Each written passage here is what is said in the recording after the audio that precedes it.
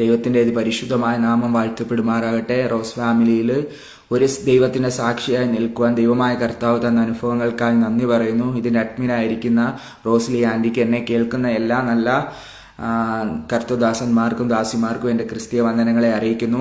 എൻ്റെ ഹൃദയത്തിൽ ദൈവത്തിൻ്റെ ആത്മാവ് ചിന്തിച്ച ഒരു ചിന്ത നിങ്ങളുമായിട്ട് പങ്കുവെച്ച് പ്രാർത്ഥിക്കുവാൻ ഞാൻ ഈ വൈകാറായ സമയത്ത് ആഗ്രഹിക്കുന്നു. യാക്കോബ് 1:12 നമ്മൾ വായിക്കുമ്പോൾ ഇങ്ങനെ മനസ്സിലാക്കാൻ സാധിക്കും: പരീക്ഷ സഹിക്കുന്ന മനുഷ്യൻ ഭാഗ്യവാൻ, അവൻ കൊള്ളാവുന്നവനായി തെളിഞ്ഞ ശേഷം കർത്താവ് തന്നെ സ്നേഹിക്കുന്നവർക്ക് വാഗ്ദത്തം നൽകിയ ജീവകിരീടം പ്രാപിക്കും. പരീക്ഷിക്കപ്പെടുമ്പോൾ ഞാൻ ദൈവത്താൽ പരീക്ഷിക്കപ്പെട്ടു എന്ന് ആരും പറയരുത്. ദൈവം ദോഷങ്ങളാൽ ആരെയും പരീക്ഷിക്കപ്പെടുവാനാകുന്നു. താൻ ആരെയും പരീക്ഷിക്കുന്നില്ല. ഒരുത്തൻ പരീക്ഷിക്കപ്പെടുന്നെങ്കിൽ സ്വന്തം മോഹത്താൽ ആകർഷിക്കപ്പെട്ട് വശീകരിക്കപ്പെടുക ആകുന്നു. മോഹം ഗർഭം ധരിച്ച് പാപത്തെ പ്രസവിക്കുന്നു. പാപം മുഴുത്ത് മരണത്തെ പെറുന്നു. എൻ്റെ പ്രിയ സഹോദരന്മാരെ, വഞ്ചിക്കപ്പെടരുത്. എല്ലാ നല്ല ദാനവും തികഞ്ഞ വരവും ഉയരത്തിൽ നിന്ന് വെളിച്ചങ്ങളുടെ പിതാവിൽ നിന്ന് ഇറങ്ങി വരുന്നു. അവന് വികാരമോ ഗതിഭേദോ ആച്ഛാദ്യം ഇല്ല. നാം അവൻ്റെ സൃഷ്ടികളിൽ ഒരുവിധം ആദ്യഫലമാകേണ്ടത് അവൻ തൻ്റെ ഇഷ്ടഹേതുവായി സത്യത്തിൻ്റെ വചനത്താൽ നമ്മെ ജീവിപ്പിച്ചിരിക്കുന്നു. നമ്മളിവിടെ വായിക്കുമ്പോൾ നമുക്ക് മനസ്സിലാക്കാൻ പറ്റുന്ന കാര്യമെന്ന് പറഞ്ഞാൽ, യാക്കോബ് പറയുന്ന ഒരു കാര്യമെന്ന് ചോദിച്ചാൽ, ദൈവം ദോഷങ്ങളാൽ ആരെയും നമ്മളെ പരീക്ഷിക്കുന്നില്ല. കാരണമെന്ന് ചോദിച്ചാൽ, ഇവിടെ അപ്പോസ്തലനായ യാക്കോബ് പറയുന്ന ഒരു കാര്യമെന്ന് ചോദിച്ചാൽ, പരീക്ഷ സഹിക്കുന്ന മനുഷ്യൻ ഭാഗ്യവാനെന്നാണ് പറയുന്നത്. അന്നേരം നമ്മുടെ ജീവിതത്തിൽ കടന്നു വരുന്ന പരീക്ഷകളെല്ലാം അത് നമ്മൾ സഹിക്കണമെന്ന് ചോദിച്ചാൽ എങ്ങനെ? യേശു പറയുന്ന ഒരു കാര്യമുണ്ട്: സഹിക്കുന്നുവെങ്കിൽ ദൈവത്തിനോട് കൂടെ വാഴാൻ പറ്റും. അങ്ങനെയെങ്കിൽ ഈ വൈകാറായ സമയത്ത് നമ്മൾ ദൈവത്തിന്റെ സന്നിധിയിലായിരിക്കുമ്പോൾ, പരീക്ഷകൾ കടന്നു വരുമ്പോൾ, പരീക്ഷകൾ നമ്മുടെ അടുത്ത് കടന്നു വരുമ്പോൾ നമ്മൾ ഉറയ്ക്കേണ്ട ഒരു കാര്യമെന്ന് ചോദിച്ചാൽ, നമ്മൾ അതിൽ കൂടി ഒരു തികവ് നമ്മുടെ മേൽ വെളിപ്പെടുവാൻ സഹായിക്കും. അതായത് പരീക്ഷ സഹിക്കുന്ന മനുഷ്യൻ ഭാഗ്യവാൻ, അവൻ കൊള്ളാവുന്നവനായി തികഞ്ഞ ശേഷം. അതായത് കൊള്ളാവുന്നവനായി നമ്മുടെ ജീവിതത്തിൽ വരുമ്പോൾ അതിൻ്റെ ഓരോ അവസ്ഥകളിലും നമ്മളെ കൊള്ളാവുന്നവനായി ദൈവത്തിൻ്റെ കരങ്ങളിൽ ഉപയോഗിക്കപ്പെടുവാൻ നമ്മൾ ആഗ്രഹിക്കണം. അന്നേരം ഒരിക്കലും ദൈവം ദോഷങ്ങളാൽ പരീക്ഷിക്കപ്പെടുന്നില്ല. താൻ ആരാലും പരീക്ഷിക്കുന്നതുമില്ല. ഓരോരുത്തൻ പരീക്ഷിക്കപ്പെടുന്നത് സ്വന്തം മോഹങ്ങളാൽ ആകർഷിക്കപ്പെട്ട് വശീകരിക്കപ്പെടുന്നതാകുന്നു. മോഹം ഗർഭം ധരിച്ച് പാപത്തെ പ്രസവിക്കുന്നു. അങ്ങനെയെങ്കിൽ മോഹമാണ് നമ്മുടെ ജീവിതത്തിൽ, ഈ ക്രിസ്തീയ ജീവിതത്തിൽ യേശു പറയുന്ന ഒരു കാര്യമുണ്ട്: നമ്മൾ ഉണ്ടാകുന്ന പല മോഹങ്ങളാണ്, ദൈവത്തിന് ഹിതമില്ലാത്ത പല മോഹങ്ങൾ കാരണമാണ് മോഹം ഗർഭം ധരിച്ച് പാപത്തെ പ്രസവിക്കുന്നു. അങ്ങനെയെങ്കിൽ നമ്മൾ ചിന്തിക്കേണ്ട ഒരു കാര്യമുണ്ട്: പാപത്തിന്റെ ശമ്പളം മരണമാണ്. എന്നാൽ ക്രിസ്തുയേശുവിൽ ദൈവത്തിന്റെ കൃപാവരമോ ക്രിസ്തുയേശുവിൽ നിത്യജീവനാകുന്നു. അന്നേരം നമ്മളെ വിളിച്ചിരിക്കുന്ന ഒരു വിളിയുണ്ട്. ആ വിളിക്കനുസരിച്ച് നമ്മൾ സ്റ്റെപ്പുകൾ വെക്കുമെങ്കിൽ ഇന്ന് പകൽക്കാലം എനിക്ക് വിളിച്ചു പറയാണ്ട് നമ്മുടെ ക്രിസ്തീയ ജീവിതം ഏറ്റവും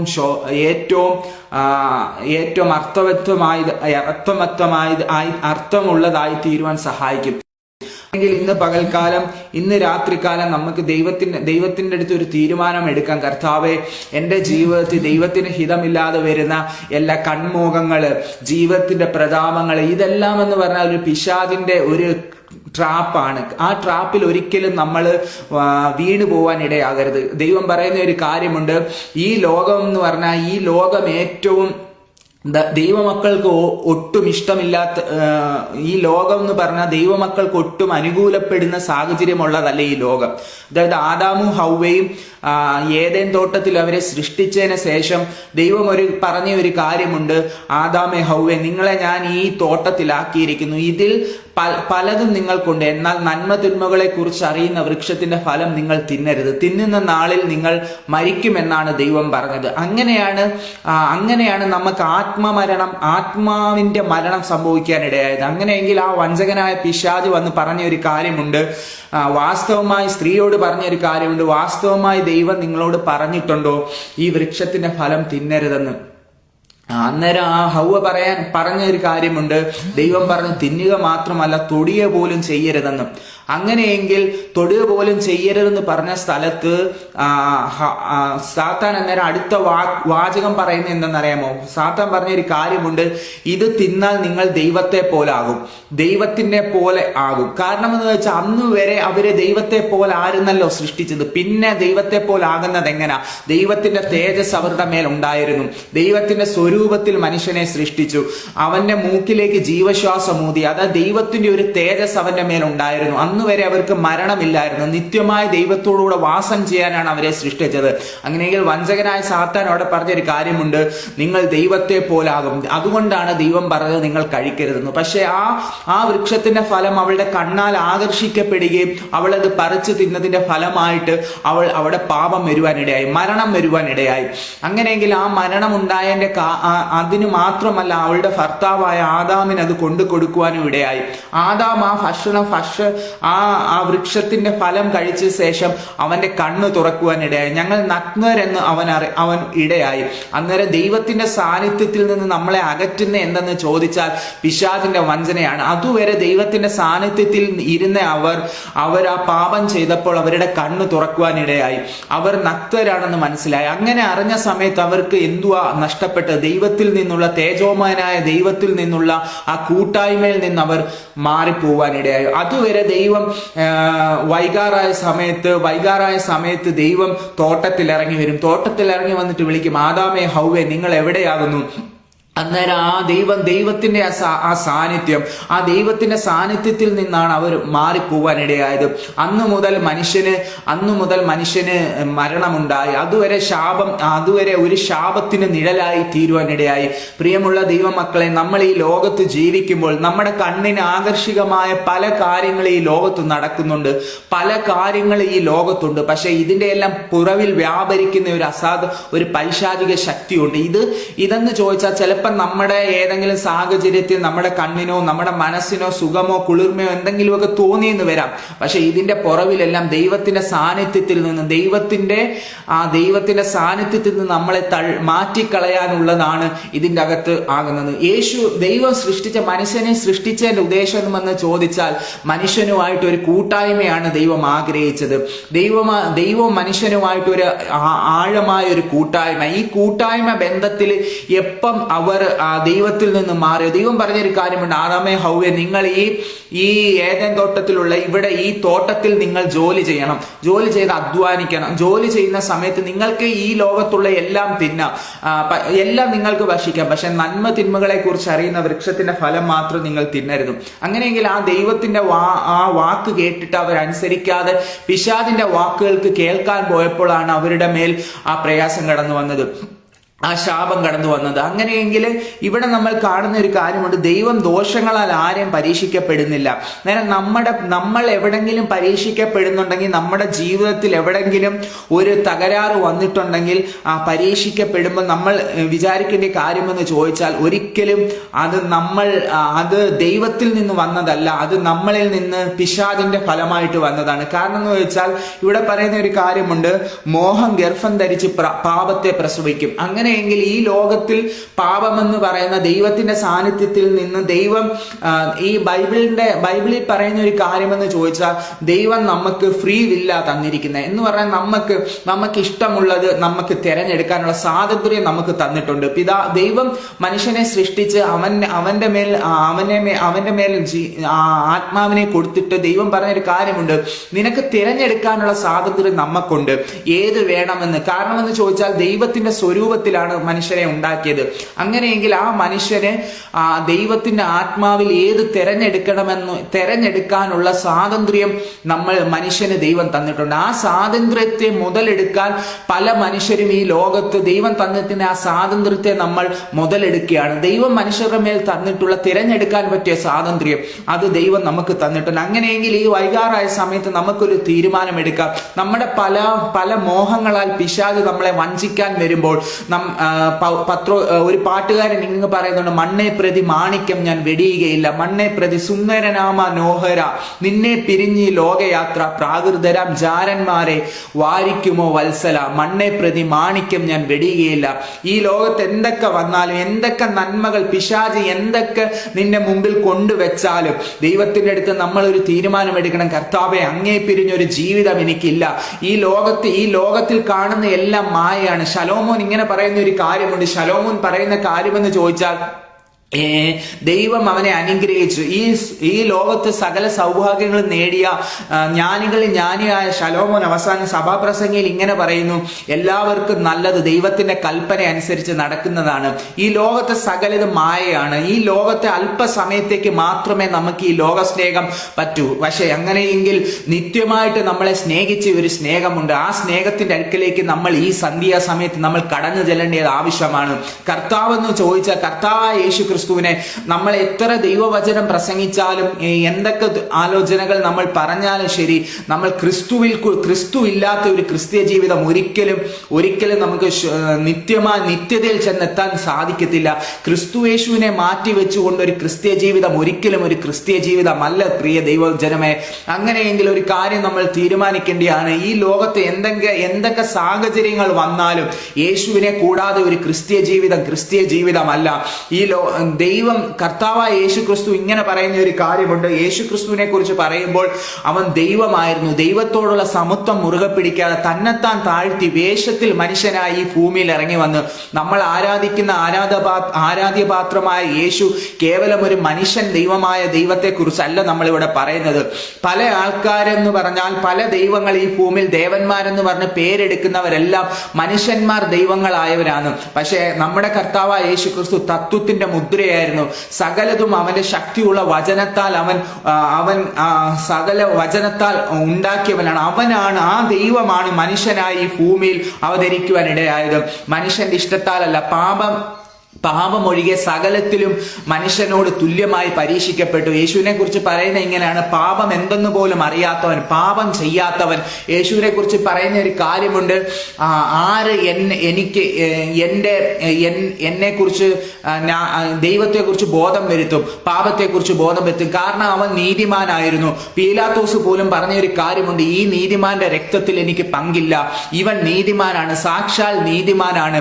ആ നീതിമാനായ യേശുവിനെ ാണ് കാൽവറിയിൽ 2 കള്ളന്മാരുടെ നടുവിൽ അവനെ ക്രൂശിക്കുവാൻ ഇടയായത്. ക്രൂശിച്ചപ്പോൾ പടയാളികൾ ഇങ്ങനെ പറഞ്ഞൊരു കാര്യമുണ്ട്, അവിടെ നിന്നവർ വിളിച്ചു പറഞ്ഞ ഒരു കാര്യമുണ്ട്, ഹേ മന്ദിരം പൊളിച്ചിട്ട് 3-ാം നാൾ കൊണ്ട് പണിയുമെന്ന് പറഞ്ഞവനെ, നിന്നെ തന്നെ രക്ഷിക്കാൻ നീ ഇറങ്ങി വാ, ക്രൂശിൽ നിന്ന് ഇറങ്ങി വാ. ഇങ്ങനെയെല്ലാം അപമാന വാക്കുകൾ യേശു കേട്ടിട്ടുണ്ടെങ്കിൽ നമ്മുടെ ഓരോരുത്തരുടെയും വിടുതലിന് വേണ്ടിയാണ്, നമ്മുടെ ഓരോ രക്ഷയ്ക്ക് വേണ്ടിയാണ് യേശു നിന്ദിതനായിരുന്നത്. യേശു ക്രൂശിൽ യാഗമായി തീർന്നത്. യേശുവിന്റെ മരണം കേവലം ഒരു ആത്മഹത്യ, ഒരു കൊലപാതകം ഒന്നുമല്ല. യേശുവിന്റെ മരണം ഒരു പ്രായശ്ചിത്ത മരണമാണ്. യേശു തന്റെ സ്വർഗത്തിലെ സകല മഹിമകളും വെടിഞ്ഞ് ഈ ഭൂമിയിൽ ഇറങ്ങി വന്ന കർത്താവാണ്. അവൻ 33.5 വർഷം ഈ ഭൂമിയിൽ ജീവിച്ച് 3.5 വർഷം അവൻ നമുക്ക് വേണ്ടി ശുശ്രൂഷ ചെയ്തു. പിശാചിന്റെ സകല പരീക്ഷയും ദൈവം ജയിക്കുവാനിടയായി. പിശാച് 40 ദിവസം യേശുവിന്റെ അടുത്ത് ഉപവസിച്ചുകൊണ്ടിരുന്നപ്പോൾ പിശാച് അവന്റെ അടുക്കൽ വന്ന് പറഞ്ഞൊരു കാര്യമുണ്ട്, നീ ദൈവപുത്രനെങ്കിൽ ഈ കല്ലിനോട് അപ്പമായി തീരാൻ കൽപ്പിക്കുക എന്ന് പറഞ്ഞു. ആദ്യം പിശാച് അവനോട് ദൈവം 40 ദിവസം ഉപവാസം കഴിഞ്ഞപ്പോൾ കർത്താവിന് വിശക്കുവാനിടയായി. അവന് ഭയങ്കര വിശപ്പ് അനുഭവപ്പെട്ടു. ആ വിശന്ന സമയത്താണ് പരീക്ഷകൻ വന്ന് പറയുന്ന ഒരു കാര്യമുണ്ട്, ഈ കല്ലിനോട് അപ്പമായി തീരുവാൻ നീ പറ. അങ്ങനെയെങ്കിൽ പ്രിയ ദൈവജനമേ, പിശാച് ചിലപ്പോഴും നമ്മുടെ ഓരോ അവസ്ഥകൾ അറിഞ്ഞാണ് പിശാച് നമ്മളോട് പരീക്ഷയ്ക്ക് ഇടവരുന്നത്. അന്നേരം ദൈവം പറഞ്ഞൊരു കാര്യമുണ്ട്, മനുഷ്യർ അപ്പം കൊണ്ട് മാത്രമല്ല ഇത് വായിൽ നിന്ന് വരുന്ന തിരുവചനം കൊണ്ടും ജീവിക്കുന്നു. അങ്ങനെയെങ്കിൽ ആ പരീക്ഷ കഴിഞ്ഞതിന് ശേഷം അടുത്ത പരീക്ഷ അവനോട് പറഞ്ഞൊരു കാര്യമുണ്ട്, ഇത് മൊത്തം ഈ ലോകവും അതിന്റെ യെരൂശലേം ഗോപുരത്തിന്റെ മേളിൽ കൊണ്ട് നിർത്തിയിട്ട് പറഞ്ഞൊരു കാര്യമുണ്ട്, ഇത് മൊത്തം എനിക്ക് എനിക്ക് തന്നിരിക്കുന്നു. നീ എന്നെ വീണൊന്ന് നമസ്കരിച്ചാൽ ഞാൻ ഇതെല്ലാം നിനക്ക് തരാം. അന്നേരം യേശു പറഞ്ഞ ഒരു കാര്യമുണ്ട്. യേശു ഒരിക്കലും യേശുവിന്റെ ദൈവത്വം യേശു മറന്നുപോയില്ല. യേശു പറഞ്ഞൊരു കാര്യമുണ്ട്, പിശാചേ, നിന്റെ കയ്യിൽ ഈ ലോകം കിടക്കുന്നുണ്ടായിരിക്കും, എന്നാൽ ഈ ലോകത്തെ ഉളവാക്കിയവനാണ് ഞാൻ. എന്റെ മേൽ ഒരു പദ്ധതിയുണ്ട്, എന്റെ മേൽ ഒരു പദ്ധതിയുണ്ട്. ഈ ലോകത്ത് നീ പറയുമ്പോൾ നിന്നെ നമസ്കരിക്കേണ്ടിയവനല്ല ഞാൻ. അങ്ങനെ പറഞ്ഞ പിശാചിന്റെ ആ പരീക്ഷ ജയിക്കുവാനിടയായി. അടുത്ത പരീക്ഷ എന്ന് പറഞ്ഞാൽ നീ ഇവിടുന്ന് താഴേക്ക് ചാട്, നിന്നെ കാക്കുവാൻ ദൂതന്മാരോട് കൽപ്പിക്കും, നിന്റെ കാൽ കല്ലിൽ തട്ടിപ്പോകത്തില്ല. നമ്മൾ ചിന്തിക്കേണ്ട ഒരു കാര്യമെന്ന് ചോദിച്ചാൽ, പിശാച് പലപ്പോഴും നമ്മുടെ അടുത്ത് വരുന്നത് വചനം കൊണ്ടാണ്. ഈ പിശാചിനും വചനം അറിയാൻ ദൈവമക്കളെ, നമ്മൾ ആ വചനം അവൻ നമ്മളോട് പറയുമ്പോൾ നമ്മൾ പിശാചിനോട് പറയേണ്ട ഒരു കാര്യമുണ്ട്. പിശാചെ, നിന്റെ ഒരു തന്ത്രങ്ങളും എൻ്റെ അടുത്ത് ഏൽക്കുകയില്ല, ഞാൻ കർത്താവുമായിട്ടാണ് കാര്യം. അന്നേരം യേശു പറഞ്ഞൊരു കാര്യമുണ്ട്, നിന്റെ കർത്താവായ യേശുവിനെ ദൈവമായ കർത്താവിനെ പരീക്ഷിക്കരുതെന്നും കൂടി എഴുതി വെച്ചിരിക്കുന്നു എന്ന് പറഞ്ഞ് അങ്ങനെ സകല പരീക്ഷയും തികച്ച ശേഷം പിശാചായവൻ ദൈവത്തെ വിട്ടു പോവാനിടയായി. പിന്നെ ദൈവശക്തിയോടുകൂടെ ദൈവം ശുശ്രൂഷിക്കാനിടയായി. അങ്ങനെയെങ്കിൽ നമ്മുടെ മേൽ ഈ പരീക്ഷന്റെ കാര്യമെന്ന് ചോദിച്ചാൽ, പിശാചിന്റെ കാര്യം, അവൻ എപ്പോഴും പരീക്ഷകനാണ്. പലപ്പോഴും നമ്മുടെ ഹൃദയത്തിൽ അവൻ വിത്തുകൾ പാവുവാനിടയാവും. ചില മോഹങ്ങൾ, ചില കൺമോഹങ്ങൾ, ചില ജീവിതത്തിന്റെ പ്രതാപങ്ങൾ, ഇങ്ങനെയുള്ള കാര്യങ്ങളിലെല്ലാം പിശാച് നമ്മളെ പരീക്ഷിക്കുവാനിടയാവും. പിശാച് പറഞ്ഞ ഒരു കാര്യം എങ്ങനെയാണ്, ഈ ലോകമെല്ലാം എൻ്റെ കയ്യിൽ കിടക്കുന്നു, എനിക്ക് ഇഷ്ടമുള്ളവർക്ക് ഇതെല്ലാം കൊടുക്കുന്നു. അത് സത്യമാണ്. കാരണമെന്ന് വെച്ചാൽ ദൈവം പറയുന്ന ഒരു കാര്യമുണ്ട്, ഈ ലോകം പിശാചിന്റെ അധീനതയിൽ കിടക്കുന്നു. ഈ ലോകത്തിൽ പിശാചാണ്, അതായത് ഈ ലോകത്തിന്റെ ദൈവം എന്ന് പൗലോസ് അപ്പോസ്തലൻ പറയുന്ന ഒരു കാര്യമുണ്ട്. ഒരിടത്ത് പറയുന്നുണ്ട് ഈ ലോകത്തിന്റെ ദൈവം. അങ്ങനെയെങ്കിൽ നമ്മുടെ കണ്ണിനെയും നമ്മളുടെ ചാർച്ചക്കാരുടെയും ഈ ലോകത്തിലുള്ളവരുടെ എല്ലാം കണ്ണിനെ മൂടി വെച്ചിരിക്കുകയാണ്, അതിനെ അന്ധത പിടിപ്പിച്ച് വെച്ചിരിക്കുകയാണ്. അതെന്ന് ചോദിച്ചാൽ ഈ പിശാചിന്റെ ശക്തിയാണ്. അങ്ങനെയെങ്കിൽ ഇതിനെ എങ്ങനെ ജയിക്കണമെന്ന് ചോദിച്ചാൽ വചനം കൊണ്ട് മാത്രമേ നമുക്ക് ഇതിനെ ജയിക്കാൻ പറ്റൂ. വചനം എന്ന് പറഞ്ഞാൽ ഇരുവായ്ത്തലുള്ള ഏത് വാളിനേക്കാളും ശക്തിയേറിയതാണ്. അത് ഹൃദയങ്ങളെ വിവേചിക്കുന്നതാണ്, ഹൃദയങ്ങളുടെ ചിന്തകളെ വിവേചിക്കുന്നതാണ്. അത് ഏത് വാളിനേക്കാളും മൂർച്ചയേറിയത്, അത് ഹൃദയത്തിന്റെ ചിന്തകളെ വിവേചിച്ചറിയാനിടയാകും. ഈ ലോകത്ത് ഏറ്റവും ശക്തിയുള്ള ഒരു കാര്യമുണ്ടെങ്കിൽ അത് വചനമാണ്. വചനത്തെക്കുറിച്ച് ഇങ്ങനെ പറയുന്നു, ദൈവം ഉണ്ടാകട്ടെ എന്ന് പറയുന്ന ഒരു വാക്കുകൊണ്ടാണ് ദൈവം സകലത്തെ ഉളവാക്കിയത്. അങ്ങനെയെങ്കിൽ ദൈവത്തോളം ശക്തി ഉള്ളതാണ് ദൈവത്തിന്റെ വചനം. ആദിയിൽ വചനം ഉണ്ടായിരുന്നു, വചനം ദൈവത്തോടു കൂടിയായിരുന്നു, വചനം ദൈവമായിരുന്നു. ആ വചനമാണ് ജഡമെടുത്ത് ശരീരം ധരിച്ച് ഈ ഭൂമിയിൽ യേശു ക്രിസ്തുവായിട്ട് ജനിക്കുവാൻ ഇടയായത്. അങ്ങനെയെങ്കിൽ നമ്മൾ ഇന്ന് രാത്രികാലം, ഇന്ന് വൈകാറ സമയത്ത് നമ്മൾ തീരുമാനിക്കേണ്ട ഒരു ചിന്ത എന്ന് വെച്ചാൽ, എനിക്ക് പ്രബോധിപ്പിച്ച് പറയാൻ ഒരു ചിന്ത ഇതാണ്: മോഹം ഗർഭം ധരിച്ച് പാപത്തെ പ്രസവിക്കുന്നു. എന്റെ പ്രിയ സഹോദരന്മാരെ, വഞ്ചിക്കപ്പെടരുത്. എല്ലാ നല്ല ദാനങ്ങളും തികഞ്ഞ വരങ്ങളൊക്കെയും ഉയരത്തിൽ നിന്ന് വെളിച്ചത്തിന്റെ പിതാവെങ്കിൽ നിന്ന് ഇറങ്ങി വരുന്നു. അവന് വികാരമോ ഗതിഭേദത്താലുള്ള ആച്ഛാദനമോ ഇല്ല. അങ്ങനെയെന്ന് ചോദിച്ചാൽ നമ്മുടെ ദൈവത്തെക്കുറിച്ചാണ് ഇവിടെ പറയുന്നത്. എന്ന് വെച്ചാൽ ഉയരത്തിൽ നിന്ന് നല്ല വരങ്ങളെല്ലാം എവിടെ നിന്ന് വരുന്നു എന്ന് ചോദിച്ചാൽ സ്വർഗത്തിലുള്ള ദൈവത്തിൽ നിന്ന് വരുന്നു, വെളിച്ചത്തിന്റെ പിതാവെങ്കിൽ നിന്ന് വരുന്നു. അതായത് ആദിയിൽ വചനമുണ്ടായിരുന്നു, ഞാൻ പറഞ്ഞല്ലോ. അതുപോലെയാണ് വെളിച്ചം എന്ന് ചോദിച്ചാൽ സത്യ വെളിച്ചം ലോകത്തിലേക്ക് വന്നുകൊണ്ടിരുന്നു. അവൻ ഈ പഴയകാല പണ്ഡിതന്മാരും മുനിശ്രേഷ്ഠന്മാരും എല്ലാം പറഞ്ഞൊരു കാര്യമുണ്ട്: ഞങ്ങളെ ഈ അന്ധകാരത്തിൽ നിന്ന് വെളിച്ചത്തിലേക്ക് ആർ നയിക്കും, ഈ അസത്യത്തിൽ നിന്ന് സത്യത്തിലേക്ക് ആർ നയിക്കും. അങ്ങനെയെങ്കിൽ ഒരു സത്യമേ ഉള്ളൂ. ആ സത്യം എന്ന് പറഞ്ഞാൽ യേശു ക്രിസ്തു മാത്രമാണ്. അവൻ മാത്രമാണ് സത്യദൈവം, അവൻ മാത്രമാണ് സത്യം. അവനല്ലാതെ വേറൊരു സത്യമില്ല. അങ്ങനെയെങ്കിൽ ആ യേശുവാണ് പറഞ്ഞ ഒരു കാര്യമുണ്ട്. അവനെ കുറിച്ച് പറയുന്നതെന്ന് ചോദിച്ചാൽ, അവന് വികാരമോ ഗതിഭേദവും ഇല്ല. നമ്മുടെ ദൈവം നമ്മളോടൊരു വാഗ്ദത്തം പറഞ്ഞിട്ടുണ്ടെങ്കിൽ അവൻ ഒരിക്കലും അത് മാറിപ്പോകുകയില്ല. നമ്മളെക്കുറിച്ച്, നിങ്ങളുടെ തലമുറകളെ കുറിച്ച്, നമ്മുടെ ശുശ്രൂഷയെക്കുറിച്ച്, നമ്മുടെ ഭാവിയെക്കുറിച്ച് ആരെങ്കിലും ആകുലതപ്പെട്ടിരിക്കുന്നുണ്ടെങ്കിൽ എനിക്ക് ദൈവത്തിന്റെ ആത്മാവിൽ ഒരു ദൂത് വിളിച്ചു പറയാനുണ്ട്: ഒരിക്കലും ദൈവം ഊവെന്ന് പറഞ്ഞാൽ അത് ഊവാണ്, അത് ഒരിക്കലും മാറിപ്പോകുകയില്ല. കർത്താവിനെ കുറിച്ച് പറയുന്ന ഒരു കാര്യമുണ്ട്: ദൈവം വിശ്വസ്തനാണ്. കാരണം നമ്മൾ അവിശ്വസ്തരാണെങ്കിലും ദൈവത്തിന്റെ സ്വഭാവം ത്യജിച്ചു കളയാൻ പറ്റത്തില്ല. അവൻ വിശ്വസ്തനായി പാർക്കുന്നു. പ്രിയ ദൈവമക്കളെ, നമ്മളൊന്ന് ചിന്തിക്കേണ്ട ആവശ്യമുണ്ട്. നമ്മൾ പലപ്പോഴും അവിശ്വസ്തരായിട്ടില്ലേ? ദൈവം നമ്മളോട് പറഞ്ഞിട്ടുള്ള കാര്യങ്ങളിലെല്ലാം നമ്മൾ വിശ്വസ്തരായിരുന്നു എന്ന് നമ്മൾ ചിന്തിക്കേണ്ടത് ഏറ്റവും അത്യാവശ്യമാണ്. നമ്മൾ അവിശ്വസ്തത കാണിച്ചിട്ടുണ്ട്. നമ്മുടെ കൂട്ടായ്മയിൽ നമ്മൾ അവിശ്വസ്തത കാണിച്ചിട്ടുണ്ട്. ദൈവത്തോടുള്ള സ്നേഹത്തിൽ, പ്രാർത്ഥനയുടെ സമയം നമ്മൾ വേറെ പലതിനും കവർന്നു പോയിട്ടില്ലേ? ഇവിടെയെല്ലാം നമ്മൾ അവിശ്വസ്തരായപ്പോഴും ദൈവം നമുക്ക് വിശ്വസ്തനായിരുന്നു. കാരണം എന്ന് ചോദിച്ചാൽ അവന്റെ സ്വഭാവത്തിന് ഒരിക്കലും മാറ്റം വരുത്തുവാൻ പറ്റത്തില്ല. ഈ വാക്യം വായിച്ചപ്പോൾ എൻ്റെ ഹൃദയത്തിൽ ഒരു സന്തോഷം വന്ന ഒരു കാര്യം എന്ന് ചോദിച്ചാൽ, നമ്മൾ അവിശ്വസ്തരാണെങ്കിലും ദൈവം വിശ്വസ്തനായി പാർക്കുന്നു. അവന്റെ സ്വഭാവം ത്യജിക്കാൻ പറ്റത്തില്ല. ദൈവത്തിന്റെ സ്വഭാവം എന്ന് ചോദിച്ചാൽ അവൻ വിശ്വസ്തനാണ്. അവൻ വിശ്വസ്തനായ ദൈവമാണ്. അവൻ ഒരിക്കലും അവൻ ഒരു വാക്ക് ഊവെന്ന് പറഞ്ഞാൽ അത് ഊവ് തന്നെയാണ്. അവൻ ഇല്ല എന്ന് പറഞ്ഞാൽ ഇല്ല എന്നാണ്. നമ്മുടെ തലമുറയെ കുറിച്ച് ഒരു വാക്ക് അവന് പറഞ്ഞിട്ടുണ്ടെങ്കിൽ അത് അതുപോലെ തന്നെ സംഭവിക്കും. ഈ ലോകത്ത് എന്തൊക്കെ സംഭവിച്ചാലും, ഈ ലോകത്ത് പലരും പല വാക്കുകൾ പറയും. എന്നാൽ അവരുടെ വാക്കെല്ലാം ഒരു കല്ലറയോളം ഒതുങ്ങിപ്പോയിട്ടുണ്ട്. അവരുടെ വാക്കുകൾ കല്ലറ വരെയുള്ളു.